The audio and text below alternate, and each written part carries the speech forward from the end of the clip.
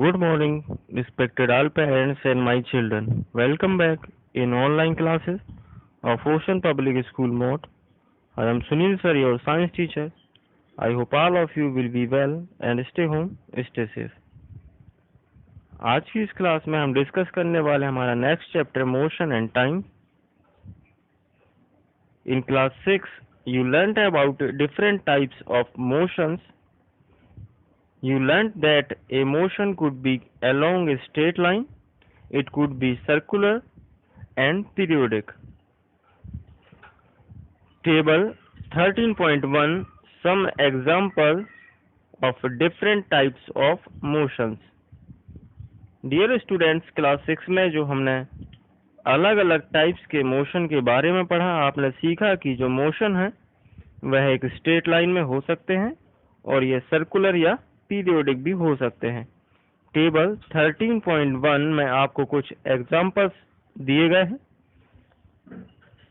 तथा उनके सामने आपको फिल करना है कि जो मोशन है वह किस टाइप का मोशन है. It is a common experience that the motion of some object is slow while that some others is fast. Point 13.1 Slow or fast. We know that some vehicles move faster than others. Even the some vehicles may move faster or slower at different time. If vehicles are moving on a road in the same direction, we can easily tell which one of them is moving faster than other. Let us look at the motion of vehicles moving on road. हम जानते हैं कि कुछ vehicles जो हैं दूसरे की अपेक्षा ज़्यादा तेज होती हैं. कभी कभी एक ही व्हीकल्स अलग अलग टाइम पर तेज भी चलती है या धीमी भी. यदि एक व्हीकल्स रोड पर एक ही डायरेक्शन में मूव करती है तो हम आसानी से यह कह सकते हैं कि इनमें से कौन सी व्हीकल्स फास्टर है दूसरे से. चलिए रोड पर जो व्हीकल्स की मूविंग है उसको हम देखते हैं. Activity 13.1 Look at figure 13.1. It shows the position of some vehicles moving on a road in the same direction at some instant of time. Now look at figure 13.2. It shows the position of the same vehicles after some time.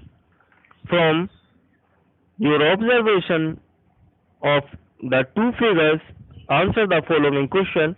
Which vehicles is moving is fastest of all?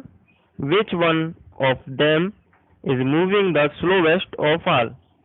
Figure 13.1 को देखिए और इसमें आपको कुछ गाड़ियां की जो कुछ पोजीशन है वह दिखाई देगी जो कि सेम डायरेक्शन में मूव कर रही हैं.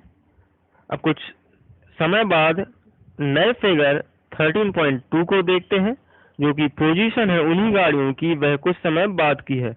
इन दोनों फिगर में आपको देखकर ऑब्जर्व करना है या बताना है आपको कि कौन सी गाड़ी जो है सबसे तेज है दूसरे की अपेक्षा तथा कौन सी गाड़ी की जो मूविंग है वह सबसे स्लो है.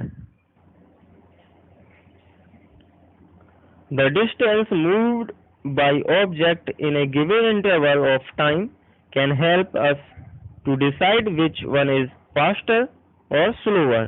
For example, imagine that you have gone to see off your friend at the bus stand. Suppose you start pedaling your bicycle at same time as the bus begin to move. The distance covered by you after 5 minutes would be much smaller than that covered by the bus. Would you say that the bus is moving faster than the bicycle? Suppose कीजिए